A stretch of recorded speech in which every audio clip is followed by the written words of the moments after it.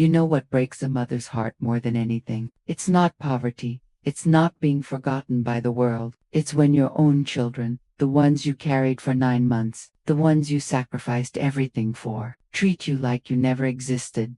My name is Margaret. I'm 73 years old, and I'm about to tell you a story that will either make you pick up that phone and call your mother, or realize just how precious the time we have with our loved ones really is. Because let me tell you something, friend, life has a way of surprising you when you least expect it. And sometimes, just sometimes, miracles do happen. It was a cold Tuesday morning in February, when my world completely fell apart. My husband Robert, my Bobby, had been fighting cancer for 2 years. 2 long years of chemotherapy, hospital visits, sleepless nights, and endless prayers. We'd been married for 35 years, raised 2 beautiful children together, Michael and Sarah.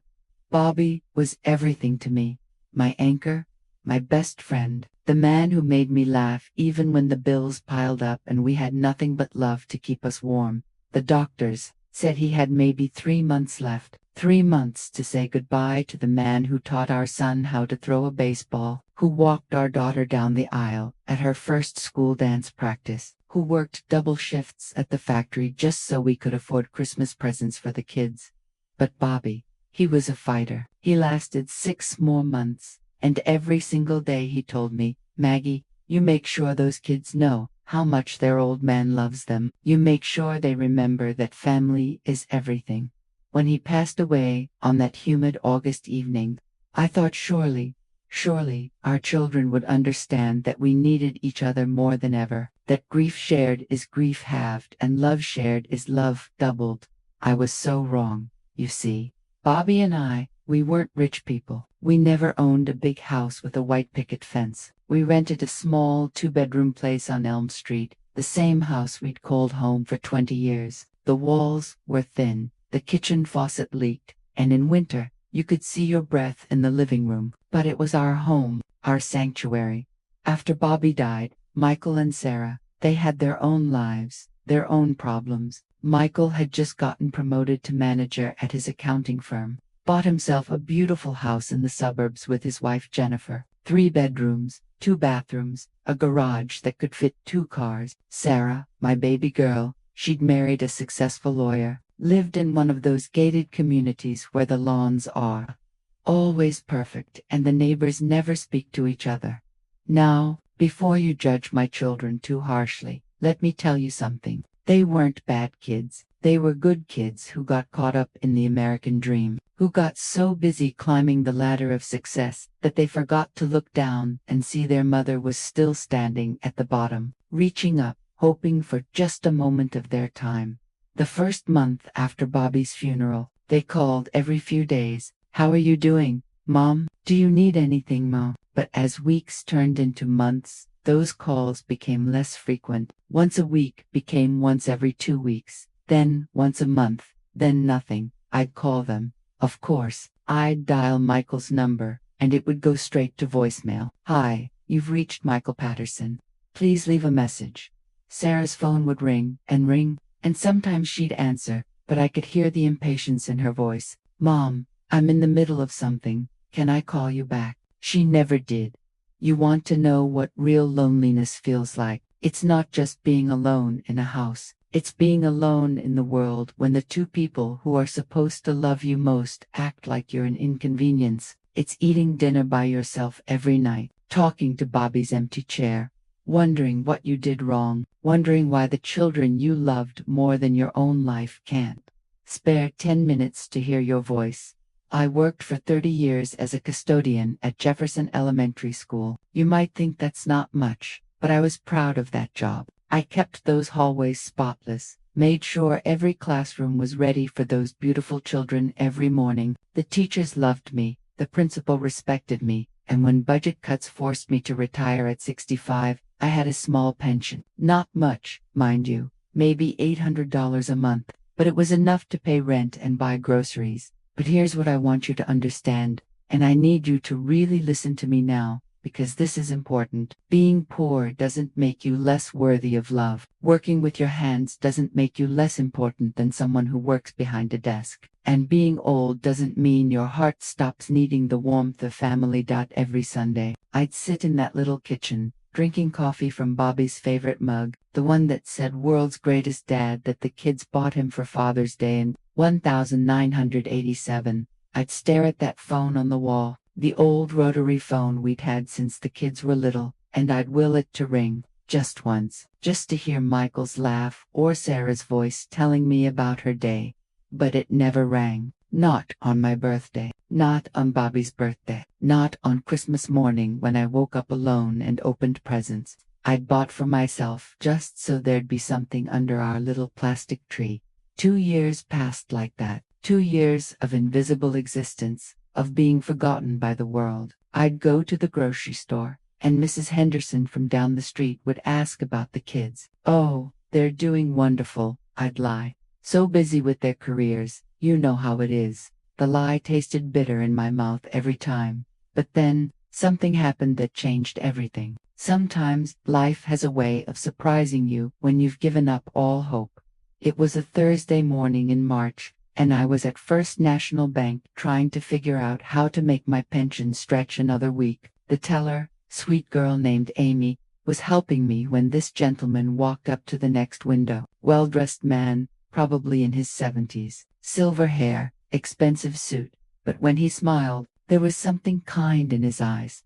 He kept glancing over at me while I was fumbling with my paperwork, trying to understand why my account balance was lower than I thought. I must have looked confused, maybe even a little embarrassed, because after he finished his business, he walked over to me.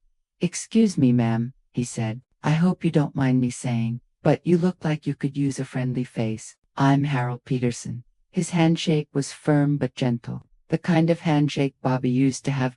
Now, I was raised to be polite, so I introduced myself. "Margaret Sullivan," I said. "Pleasure to meet you, Mr. Peterson." "Please, call me Harold," he said. "Would you mind if I bought you a cup of coffee? There's a little diner across the street, and I hate drinking coffee alone." I should have said no. A woman my age, accepting coffee from a stranger. What would people think? But you know what? I hadn't had a real conversation with another human being in weeks, and Harold had kind eyes. Bobby always told me to trust people with kind eyes. So we walked across the street to Murphy's Diner, that little place that's been there since 1952. Harold ordered coffee and pie for both of us. Apple pie with vanilla ice cream, and we started talking. And oh, how we talked. Harold told me about his late wife, Eleanor, how she'd passed 3 years ago after 45 years of marriage. He told me about his children, 2 sons who lived across the country. Successful in their careers, but too busy for regular visits. Sound familiar? I found myself opening up to this stranger in a way I hadn't opened up to anyone since Bobby died. I told him about my loneliness, about my children who had forgotten I existed, about nights when I'd lie awake wondering if anyone would even notice if I didn't wake up the next morning. Harold listened, really listened. Not the way people listen when they're waiting for their turn to talk, but the way Bobby used to listen when I'd had a hard day at work, with his whole heart. "You know, Margaret," Harold said, stirring sugar into his coffee, "I've been blessed with more money than I know what to do with, built a successful business, invested well, lived below my means, but all that money can't buy you what you had with Bobby. It can't buy you real love." I was curious. Of course, here was this well-dressed gentleman, clearly wealthy, sitting in a diner with a woman he'd just met. "What do you mean?" I asked. Harold smiled sadly. "I've been married twice since Eleanor died, both times to women who saw dollar signs when they looked at me. Not Harold, the man who likes to feed ducks at the pond and still cries when he watches old movies. They wanted my bank account, not my heart. Now I want you to really listen to what happened next, because this is where you might think I'm making this story up, but I swear on Bobby's grave, every word I'm telling you is true." Harold looked me straight in the eyes and said, "Margaret, would you consider marrying an old fool like me?" I nearly choked on my coffee. "Harold Peterson, I barely know you." "I know," he said, "and maybe that's exactly why this could work. I'm not looking for passion. Margaret, I'm looking for companionship, someone to talk to over morning coffee, someone to worry about when they're 10 minutes late coming home from the store, someone who understands what it's like to lose the love of your life and still wake up every morning choosing to keep living. Now, folks watching this, I know what you're thinking. This sounds like a fairy tale, like something that only happens in movies. But sometimes, when you've been in the darkness long enough, God sends you a tiny candle. I don't know, Harold, I said. I'm not rich. I don't have anything to offer you. I'm just a poor widow who used to mop floors for a living. And I'm a rich widower who's tired of eating dinner alone, he replied. Maybe together we can figure out what the rest of our lives are supposed to look like. We spent 3 hours in that diner, 3 hours where I laughed more than I had in 2 years. Harold had this way of telling stories that made you forget your troubles. He told me about his childhood during the Depression, how his mother used to make soup from potato peels and call it prosperity stew. He told me about building his construction business from nothing, working 18-hour days, missing too many of his son's baseball games because he was chasing the American dream.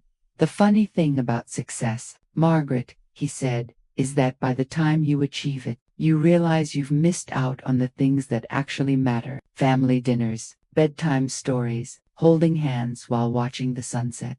Before I left that day, Harold gave me his phone number. Think about it, he said. No pressure, no expectations. But if you decide you'd like to try this crazy idea, call me. I walked home in a daze, 3 blocks from the diner to my little rental house, but it felt like I was floating. For the first time in 2 years, I had something to think about besides my loneliness. That night, I sat in Bobby's chair and had a long conversation with him. I know that might sound strange to some of you, but when you've been married to someone for 35 years, their voice never really leaves your head. What do you think, Bobby? I asked out loud. Is it crazy for a 73-year-old woman to get married again? And I swear I could hear his voice, clear as day. Maggie, girl, if this man makes you smile, if he treats you with kindness, then grab onto happiness with both hands. Life's too short to spend it alone. 2 weeks later, I called Harold. I was hoping you'd call, he said, and I could hear the smile in his voice. Would you like to have dinner at my place? I make a mean pot roast. Harold lived in a beautiful house on the hill, overlooking the river. Not flashy, but elegant. The kind of house I'd driven past 100 times and wondered what it would be like to live somewhere that beautiful. The dining room table was set for 2 with real china, candles, cloth napkins. The pot roast was perfect, tender and seasoned just right. But what struck me most wasn't the fancy house or the expensive dishes. It was the way Harold pulled out my chair for me. The way he asked about my day and actually listened to the answer. The way he looked at me like I was interesting, like my thoughts mattered. Over the next month, we saw each other every few days. Harold would pick me up in his car, a nice sedan but not too fancy. And we'd go to the movies or out for dinner, or just for drives through the countryside. He never made me feel like a charity case. He never acted like he was doing me a favor by spending time with me. One evening, as we were sitting on his front porch watching the sunset,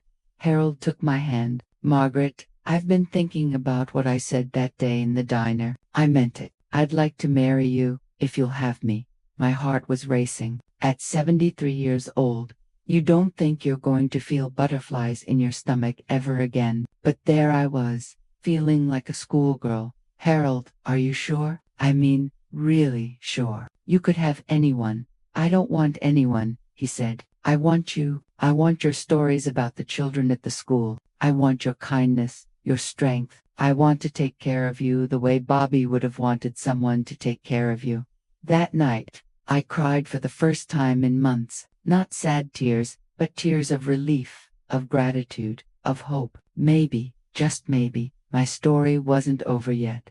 We decided on a simple wedding, nothing fancy, just a quiet ceremony at the courthouse with a few witnesses. But then Harold surprised me. Don't you want to invite Michael and Sarah? He asked. They're your children, Margaret. They should be there. My heart sank. Harold, they won't come. They don't even return my phone calls. Let me handle this, he said gently. And here's where you folks need to pay attention. Because this is where everything changed. Harold called my son Michael at his office. Now, Michael had caller ID, so when a number he didn't recognize came up, he almost didn't answer, but something made him pick up that phone. Michael Patterson, he answered in his professional voice. Hello, Michael. My name is Harold Peterson. I'm calling about your mother. Michael's blood ran cold. He thought something had happened to me, thought maybe I was in the hospital, or worse. Is she okay? He asked, and for the first time in 2 years, I heard genuine concern in my son's voice when Harold put the call on speaker. She's fine, Harold said, but she's getting married, and she'd like you and your sister to be there. There was dead silence on the other end of the line. Finally, Michael spoke. I'm sorry, who did you say you were? Harold explained everything. How we met, how we'd fallen in love, how he wanted to spend whatever years he had left making sure I was never lonely again. Mr. Peterson, Michael said, with all due respect, how do we know you're not some kind of con artist trying to take advantage of an elderly woman? And that's when Harold said something that made me fall in love with him all over again. Son, he said, your mother is one of the strongest, wisest, most beautiful women I've ever met. If anyone's getting the better deal in this marriage, it's me. She's not a victim, she's a treasure. And it's about time someone in her family realized that. The line went quiet again. Then I heard something I hadn't heard in years. I heard my son crying. Oh God. Michael whispered, what have we done? What kind of children have we become? Sarah's reaction was even more intense. When Harold called her, she hung up on him twice before finally listening. But when she heard the whole story, when she realized that her mother had been alone and hurting for 2 years while she was too busy with her perfect life to notice, she broke down completely. I want to talk to her, Sarah said through her tears. Can I please talk to my mother? When Harold handed me the phone, my hands were shaking so badly I could barely hold it. Mom, Sarah's voice was small, like she was 5 years old again. I'm here, baby, I said. And just like that, 2 years of hurt and anger melted away. Mom, I'm so sorry. I'm so sorry. I don't know how to explain what happened to us, how we let ourselves get so caught up in our own lives that we forgot about yours. You were living your lives, sweetheart, I said. That's what children are supposed to do. No, she said firmly. That's not an excuse. You raised us better than that. Daddy raised us better than that. We forgot who we were, and we forgot who you are. The wedding was set for a Saturday afternoon in June. Harold insisted on paying for everything, but he let me make all the decisions. I chose a simple blue dress, not white, because, at my age, white seemed a little ridiculous. Harold wore a navy suit with a blue tie that matched my dress perfectly. Both my children came, not just came, but arrived early to help with preparations. Michael brought Jennifer and their 2 teenagers, my grandchildren who I barely knew because I rarely saw them. Sarah came with her husband David and their 3 children. I hadn't realized how much they'd grown. Tommy, Michael's oldest, was 16 now, taller than his father. Lily, Sarah's middle child, was 12 and had become a beautiful young lady. Little Emma, Sarah's baby, was 7 and shy until I offered her a piece of candy from my purse. The ceremony itself was beautiful. Harold had hired a photographer without telling me, said he wanted to capture every moment. As we exchanged vows, I looked out at the small crowd of people who had gathered to celebrate with us. My children, my grandchildren, Harold's business partner and his wife, a few neighbors from both our streets. Margaret, Harold said, I promise to cherish you, to protect you, to make sure you never feel invisible again. I promise to listen to your stories, to laugh at your jokes, even when they're not funny, and to hold your hand through whatever comes next. When it was my turn, I looked into his eyes and said, Harold, I promise to be your companion, your friend, your partner in this adventure we're beginning. I promise to appreciate the gift you're giving me, the gift of feeling valued again.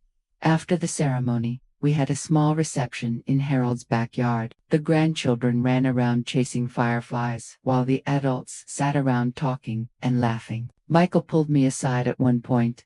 Mom, can you ever forgive us? Sarah and me. Can you forgive us for abandoning you? There's nothing to forgive, I told him. You're here now. That's all that matters.